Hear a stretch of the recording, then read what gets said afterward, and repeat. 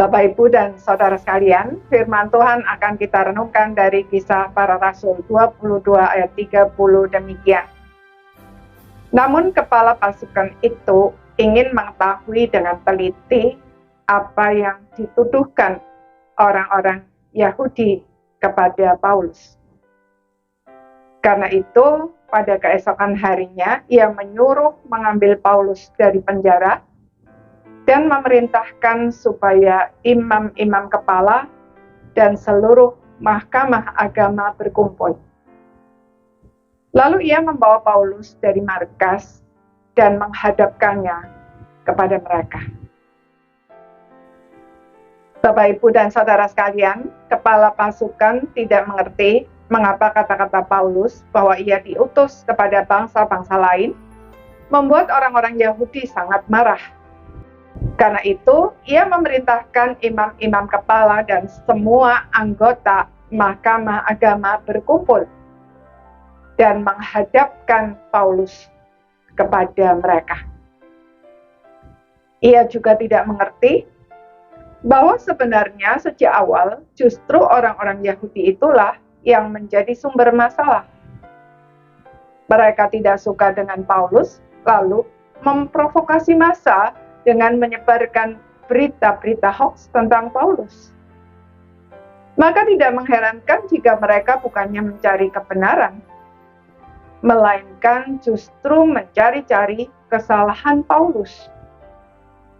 Akibatnya, masalahnya bukannya menjadi semakin jelas, melainkan justru berakhir dengan kekacauan. Saudara, bukankah hal semacam itu tidak asing bagi kita? Ketika lembaga peradilan dipenuhi dengan orang-orang yang mementingkan diri sendiri dan tidak takut akan Allah, maka lembaga tersebut bukan hanya kehilangan fungsinya, melainkan juga menjadi tempat untuk mencari-cari kesalahan dan menghukum orang benar.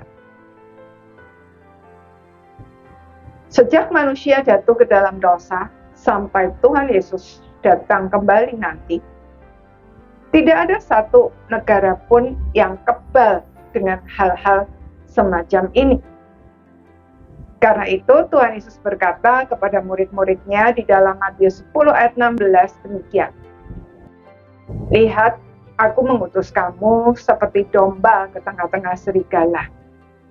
Sebab itu hendaklah kamu cerdik seperti ular dan tulus seperti merpati. Itulah yang dilakukan Paulus. Ia menghadapi mereka dengan tulus tetapi juga cerdik. Ia tidak membiarkan kebenaran itu dipermainkan. Dengan tegas dan berani, Paulus menyatakan kebenaran, dan dengan cerdik, ia menggunakan ketidaksepakatan doktrin di antara mereka sendiri untuk memecah persekongkolan jahat yang mereka lakukan itu.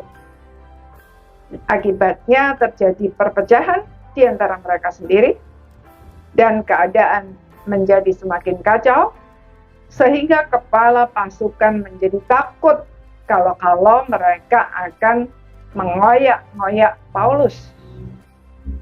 Ia memerintahkan anak buahnya turun ke tengah-tengah mereka untuk mengambil Paulus dan membawanya kembali ke markasnya. Saudara, hari ini apa yang sedang saudara hadapi? Mari kita mohon hikmat Tuhan dan belajar dari Paulus, agar dalam situasi dan kondisi apapun, kita dapat menghadapinya dengan tulus, tetapi juga cerdik. Amin.